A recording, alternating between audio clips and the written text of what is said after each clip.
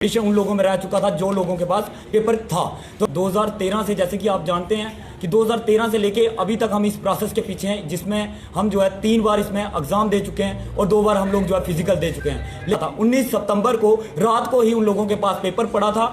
आप सब जानते हैं कि मैं आपका सबसे पहले थैंक यू करना चाहूँगा ऑल मीडिया का, कि जिन्होंने इस करप्शन को बाहर लाने के लिए हमारी सहायता की हुई है। और लेकिन हर बार ये करप्शन की भेंट चढ़ता है, लेकिन किसी को कोई फर्क नहीं पड़ता। जो यहाँ पे करप्ट लोग हैं उन लोगों को कोई सजा नहीं दी जाती।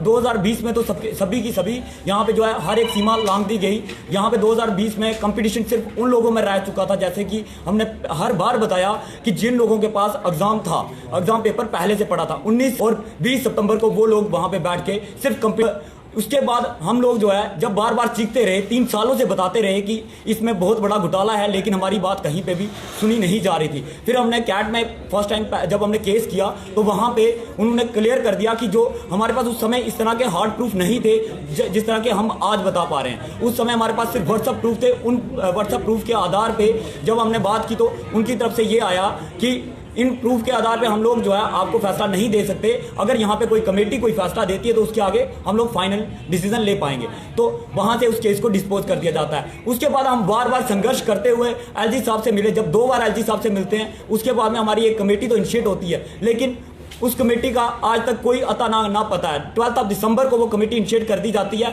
जिसका टाइम पीरियड था 12 जनवरी तक का। लेकिन आज 5 महीने होने को जा रहे हैं, लेकिन कमेटी की रिपोर्ट सबमिट नहीं हो रही थी। और उसके बावजूद हम 10 सालों से प्रदर्शन करने के बावजूद और अंतिम में इतना संघर्ष करने के बावजूद, इतने प्रूफ सामने लाने के बावजूद, देखिए आज जो है एक कमेटी तो इनिशिएट कर दी, लेकिन उसका रिजल्ट सामने नहीं आया। उसके बाद हमने एक फैसला किया कि अगर हमारी गवर्नमेंट कोई भी बात नहीं सुनती है तो हम लोगों को रोड पे उतरना ही पड़ेगा। फिर हमने लॉ एंड ऑर्डर को ध्यान में रखते हुए यहाँ पे जो है पिछले 29 दिनों से हम लोग रोडों पे बैठे हैं, लेकिन किसी को कोई फर्क नहीं पड़ता। ना एलजी प्रशासन की तरफ से कोई आ रहा था और ना ही जो है बीजेपी सरकार की तरफ से किसी ने पहल की। मैं सबसे पहले थैंक यू करना चाहूंगा ऑल सोशल एक्टिविस्ट का और साथ में जितने भी पॉलिटिशियन हमारे साथ जुड़े, क्योंकि उन्होंने अपनी पार्टी का एजेंडा ना रखते हुए एक मानवता का संदर्भ देते हुए उन्होंने बताया कि यह करप्शन के खिलाफ है, हम लोग आपके साथ हैं। इसी तरह से हम उम्मीद करते थे, हम भाजपा को भी कोई एक पार्टी के तौर से नहीं देखते थे। हम सिर्फ उनको, जो भाजपा में ऐसे नहीं है कि हर एक इंसान गलत है, लेकिन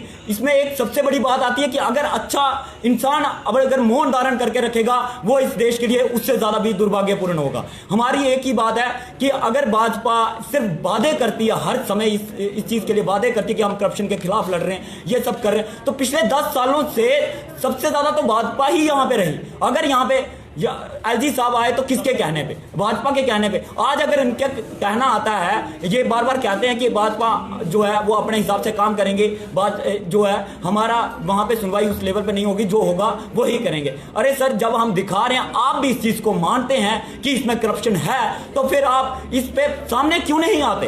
क्यों नहीं आते? और देखिए, पिछले दिनों से जब हम बार बार प्रदर्शन करते रहे, यहाँ पे मैं फिर से कहना चाहूंगा कि यहाँ पे हर एक सोशल एक्टिविस्ट का मैं थैंक यू करना चाहूंगा, क्योंकि उन लोगों के कारण हम लोग जो है यहाँ पे स्टैंड ले पाए, लेकिन हमारा कोई सोल्यूशन नहीं निकला। इसलिए अभी लास्ट समय आपने देखा, नवरात्रे हम लोगों ने रोड पे बिता दिए। यहाँ पे अभी रमजान के दिन चल रहे थे, लेकिन किसी को कोई फर्क नहीं पड़ा। पिछले दिनों में हमारे हर एक भाई जो है यहाँ पे बेहोश होता रहा, हॉस्पिटलाइज होता रहा, घरों में जाते रहे, लेकिन किसी को कोई फर्क नहीं पड़ता था। लेकिन अब हमने एक फैसला लिया है कि हम जो है अपने भाइयों को, कश्मीर वालों को जो है ईद मनाने के लिए घर भेजेंगे। इसलिए हमने सिर्फ सोचा था कि हम ऐसा करेंगे, लेकिन ये जाने को तैयार नहीं थे। कल हम जब रविंदर राणा साहब से वहां पे मिलते हैं तो रविंदर राणा साहब की तरफ से एक आश्वासन दिया गया कि मेरे भाइयों, आप लोग घरों में जाइए, भाजपा आपके साथ एक प्रॉमिस करती है कि आने वाले दिनों में आपके साथ इंसाफ होगा, सिर्फ आप ईद मनाइए घर पे और आपको जल्दी गुड न्यूज मिलेगी इसमें। लेकिन उसके बावजूद देखिए, उन्होंने उसी समय वहां से आर.के. गोयल साहब को भी कॉल लगाई, उनसे भी बात की, लेकिन हमें आश्वासन दिया गया। और इसी आश्वासन को लेते हुए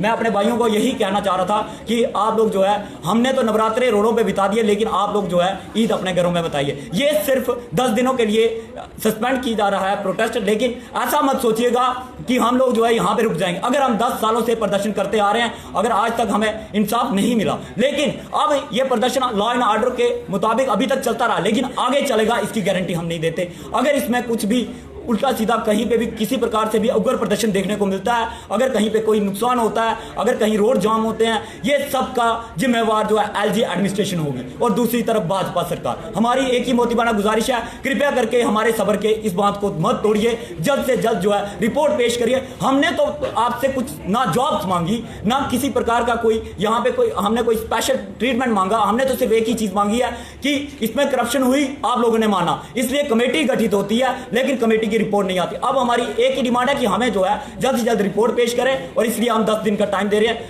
तो थैंक यू वेरी मच। और